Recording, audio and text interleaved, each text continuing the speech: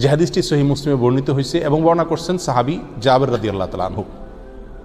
নবী করিম সাল্লাল্লাহু আলাইহি ওয়াসাল্লাম ইরশাদ করেছেন, ইবলিস তার সিংহাসন সে পানির উপরে স্থাপন করে এবং প্রতিদিন সকালে সে তার বাহিনীকে ছেড়ে দেয়, মানুষের সমাজে ঢুকে মানুষকে ক্ষতির দিকে আহ্বান করার জন্য, মানুষকে ধ্বংসের দিকে নিয়ে যাওয়ার জন্য, মানুষকে দিয়ে গুনাহ করানোর জন্য।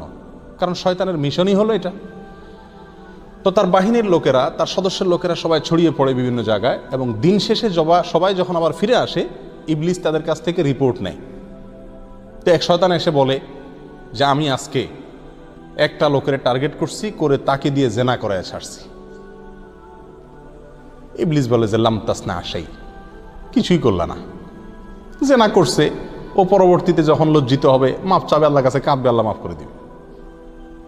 আরেকজন এসে বলতেছে আমি একজনকে দিয়ে হত্যা করাইছি, যে লাম তাসনা আশাই, এটাও তেমন কোনো ব্যাপার না, তওবা করলে তো মাফ হবে, মাফ চাবে, বা যাদের লোক হত্যা করছে তাদের সাথে মিউচুয়াল আসলে মাফ সাফ করে দিলে তারা তো একটা সমাধান আছে। আরেকজন এসে বলল যে আমি চুরি করাইছি একজনকে দিয়া, একটার পিছে লাগছি, লোভ দেখায়া তাকে শেষ পর্যন্ত চুরি করে ছাড়ছি। ইবলিস তাতেও খুশি না, বলে যে না, এটাও তেমন কিছু একটা হলো না। আরেকজন এসে বলে যে আমি মা বাবার নাফরমানি করাইছি একজনকে দিয়া, কত বড় জঘন্য অপরাধ। ইবলিস বলে যে এটাও কোনো এমন কিছু তুমি করো নাই, কারণ মা বাবা সন্তানের প্রতি সবসময় দুর্বল, একটু কেঁদে কেটে মাপ চাইলে হাত পা ধরলেই আবার এটা নর্মালে চলে আসবে।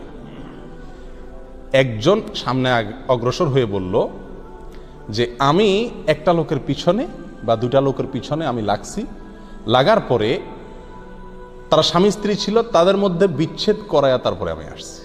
ইবলিস তখন ওই লোককে বলে নাম আন্তা আন্তা আন্ত, হ্যাঁ তোমাকেই আমি খুঁজছি, তুমি কাজের কাজ করছো, যে একটা সংসারকে তুমি বিচ্ছিন্ন করে দিয়েছো, একটি বিবাহকে তুমি ধ্বংস করে দিয়েছো, একটি সম্পর্ককে তুমি নষ্ট করে দিয়েছো, একজন স্বামী স্ত্রীর মাঝে বিচ্ছেদ ঘটায় দিয়ে আসছো, তুমি বাপের বেটার মতো কাজ করে আসছো।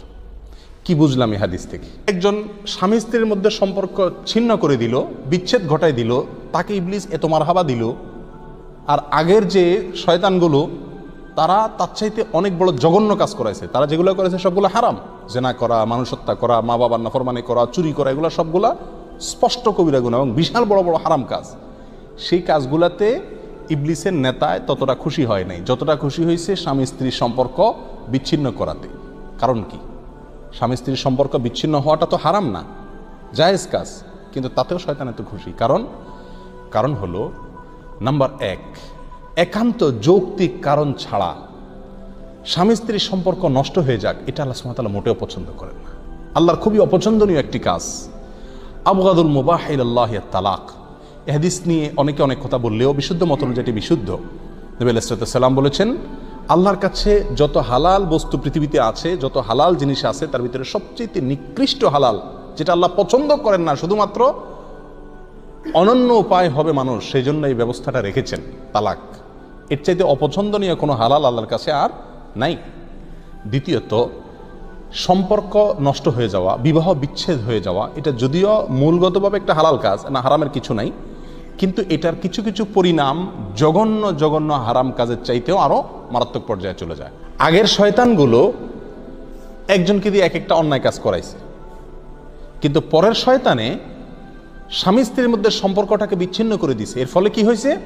তাদের যে সন্তান আছে, এই সন্তানগুলো চিরকালের জন্য, বেশিরভাগ ক্ষেত্রেই, হাতে গোনা দুই একজনকে আল্লাহ হেফাজত করেন, বেশিরভাগ ক্ষেত্রেই এই সন্তানগুলো আর কি হয় না, মানুষ হয় না। হয়তো তাদের স্বপ্ন ছিল ছেলেটাকে হাফেজ বানাবে, আলেম বানাবে, নামাজি বানাবে, মেয়েটাকে ভালো বানাবে, একটা স্বপ্ন তাদের ছিল। এগুলো হয় উচ্ছন্নে চলে যায়, খারাপ কোনো রাস্তায় পা বাড়ায় এবং চিরতরে নষ্ট হয়ে যায়। তাহলে একটা প্রজন্ম ধ্বংস হয়ে যায় অনেক ক্ষেত্রে একটি বিবাহ বিচ্ছেদ থেকে।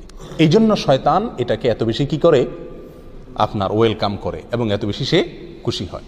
প্রিয় ভাইয়েরা, যত তালাকের ঘটনা ঘটে আমাদের দেশে সহ সারা পৃথিবীতে, আমার ব্যক্তিগত অভিজ্ঞতা হলো বেশিরভাগ মানুষ তালাক দেওয়ার পরে, সেটা স্বামী হোক আর স্ত্রী হোক, যার পক্ষ থেকেই তালাকের ঘটনা ঘটুক না কেন, একটা পর্যায়ে এসে তারা বুঝতে পারে যে কাজটা তারা সঠিক করেন নাই।